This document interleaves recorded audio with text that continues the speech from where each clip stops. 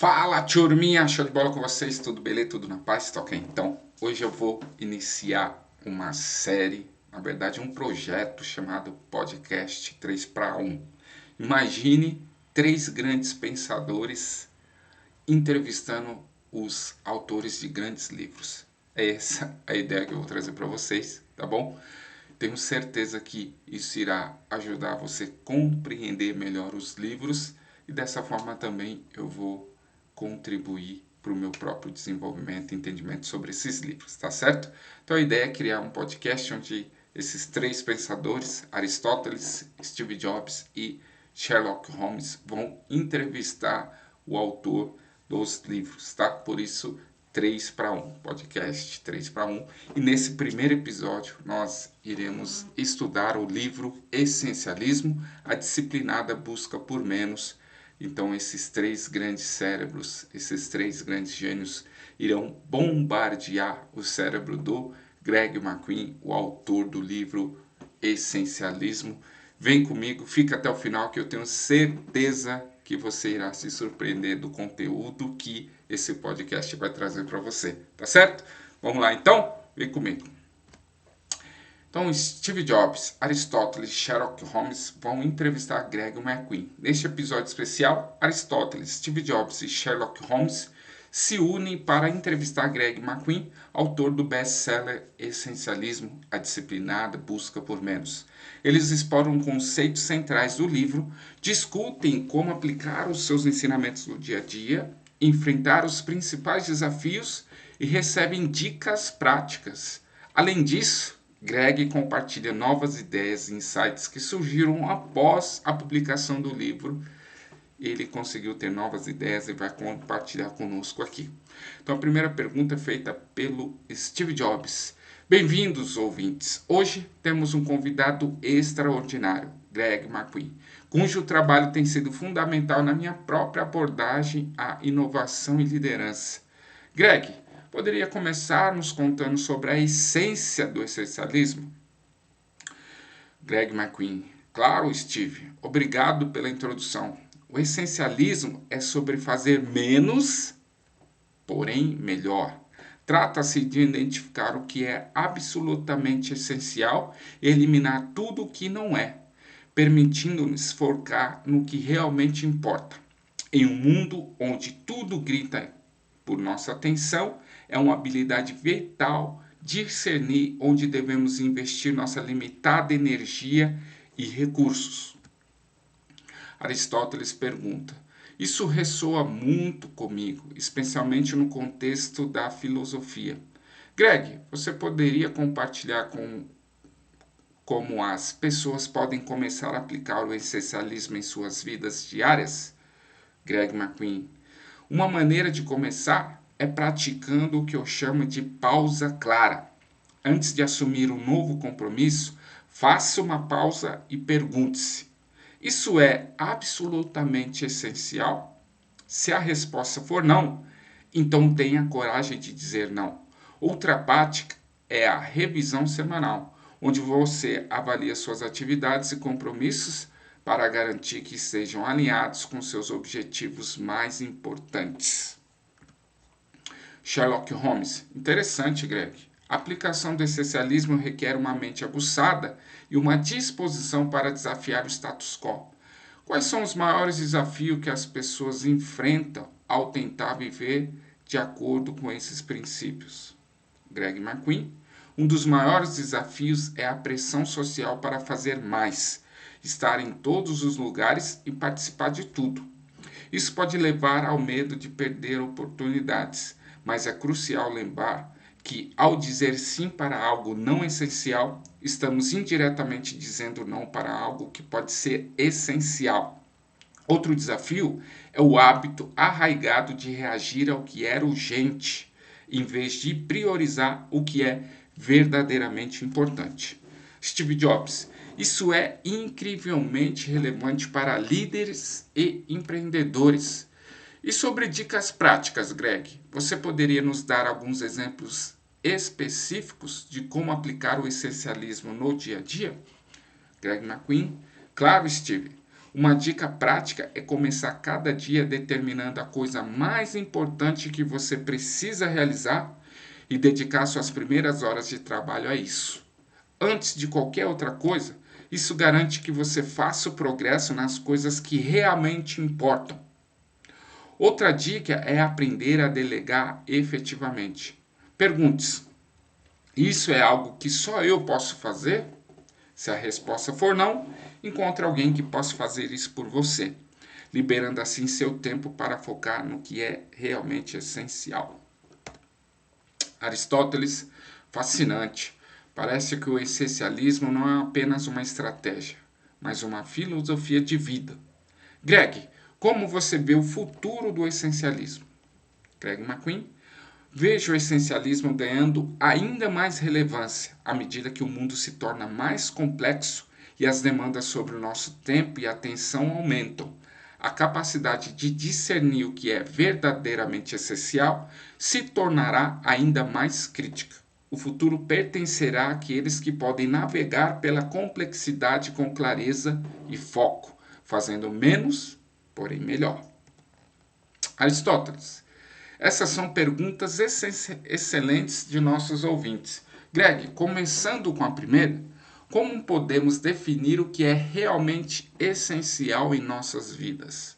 Greg McQueen responde: definir o que é essencial requer reflexão e autoconhecimento. Uma abordagem é se perguntar: o que é mais importante para mim? E onde eu quero estar daqui 5 a 10 anos? As respostas a essas perguntas podem ajudar a identificar suas prioridades mais profundas. Outra técnica é o teste do 90%.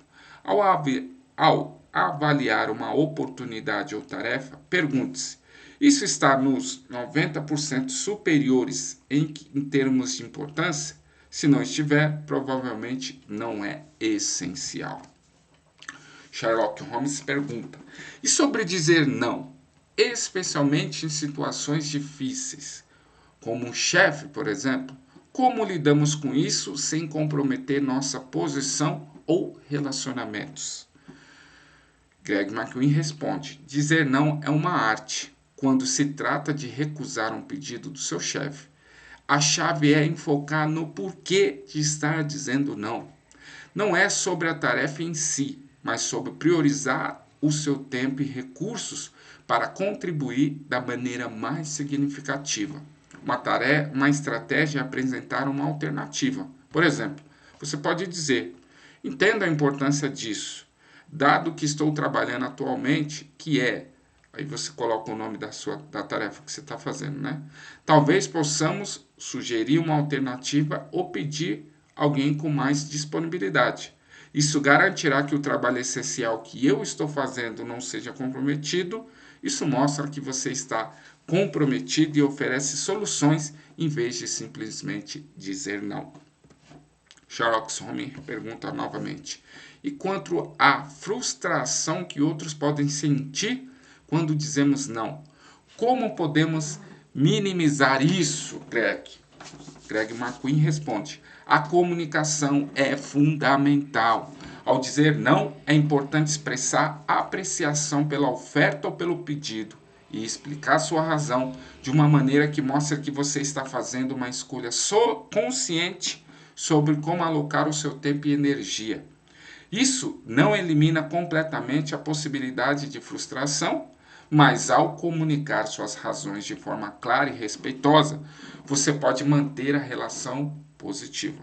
Também é útil estabelecer limites claros e ser consistente com eles. As pessoas tendem a respeitar limites quando entendem que eles vêm de um lugar de autoconhecimento e compromisso com as prioridades mais amplas.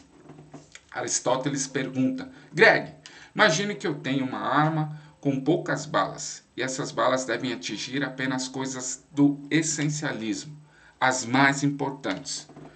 Ou seja, os 20% das ações do essencialismo que irão gerar 80% dos resultados. Quais seriam essas coisas, essas ações, esses projetos? Greg McQueen responde: Aristóteles, essa é uma pergunta fascinante e realmente destila a essência do essencialismo. Se tivéssemos que escolher onde gastar nossas balas, eu sugeriria focar nas seguintes áreas. Claridade de propósito. O primeiro passo é ter uma clara compreensão do seu propósito ou missão. Isso atua como um farol, guiando todas as suas decisões e ações. Sem essa clareza, é fácil se perder no mar de oportunidades e demandas. Segundo, priorização rigorosa. Uma vez que o propósito é claro, a próxima ação essencial é a priorização. Isso significa dizer não a muitas coisas boas para dizer sim a poucas cruciais. Use o critério dos 90% mencionado anteriormente para filtrar o que realmente importa. Número 3. Criação de espaço. Para que o essencial floresça, deve haver espaço. Isso pode significar tempo de reflexão, pausas para recarregar ou simplesmente margem no seu dia para lidar com o inesperado ou para se dedicar a oportunidades mais impactantes que possam surgir no seu dia. Número 4. Execução disciplinada. Focar no essencial requer uma execução disciplinada.